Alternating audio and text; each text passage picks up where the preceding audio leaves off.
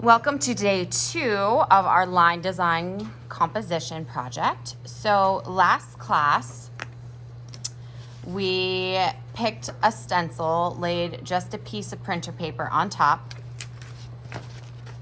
and paper clipped it together.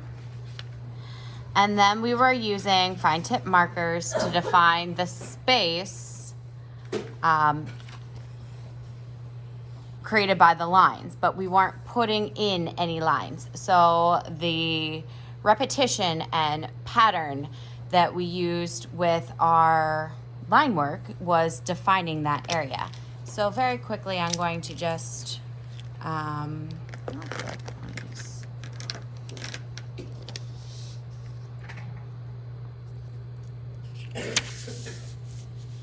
so this bottle cap right here, I want my lines to be close together.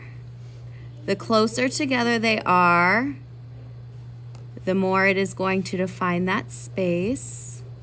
And I'm going all the way to the edge with it from the top to the bottom. So maybe this bottle cap here, I go this direction.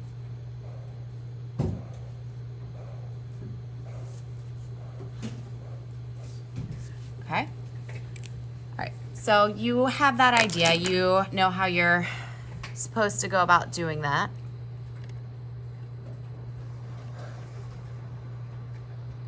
Let's pretend that this is done. Now, I would still obviously want to do this. And honestly, it would look nice if you did the background, but this one right here, it's not 100% necessary that you do the background. Some of them, it is. Like the fish obviously is not going to look right if you don't have water behind them, right? So once you are done with your lines design, like I said, we're pretending I am. I'm gonna take my stencil away, take my paper clip away. I'm going to take a pencil. I'm gonna pick my background paper. Now, if you look at the clay table right now, there's tons of stuff. I have background paper options for you. I have stencils, I have markers, paper clips, glue sticks. I'm gonna let you get what you need when you need it. On your background color paper, you're gonna write your name and class code. In this case, we are 4B, but if you're watching this being pre-recorded, it is probably something completely different. I'm going to flip this over then.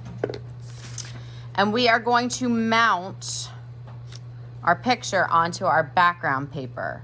Remember, there's a difference between mounting and matting. Matting would be when I cut a hole in this paper and lay it on top to create like a paper picture frame.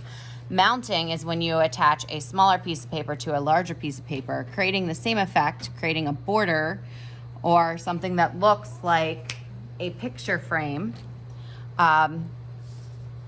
It's just honestly a little bit easier. So I'm going to set my large piece of paper aside for a second. Remember, when we are mounting, you always, always, always, always, always, always, always, always, always put it on the smaller paper. The glue goes on the smaller paper, not the bigger paper, the smaller paper. Not this one, the smaller paper. Why am I repeating that so many times? Well, sometimes kids put it on the bigger paper. So, okay, let's pretend I put my my glue border on the large paper. What's gonna happen is I'm gonna have glue on the outside edge, not touching that larger piece of paper. It's pointless. So, on your smaller paper, we're gonna take our glue, and I'm not just doing one line, I'm going back and forth a couple times with this, and we are using the stick glue. If you use the wet glue, these are washable markers and it could make your markers bleed. So we're gonna use the stick glue, and I just did a big border and an X. I'm going to stand up so I can get over top of my paper and see what I'm doing exactly. I'm going to carefully take this and lay this in the middle. So I know about where to stick this because I pre-laid this down and looked.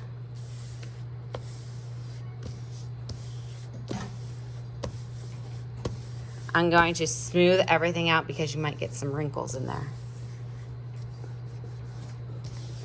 And then you have your finished line design composition ready for display. At the end of class, you are going to return your stencils if you used it, your paper clip. You're going to return your glue. Make sure it's twisted downward.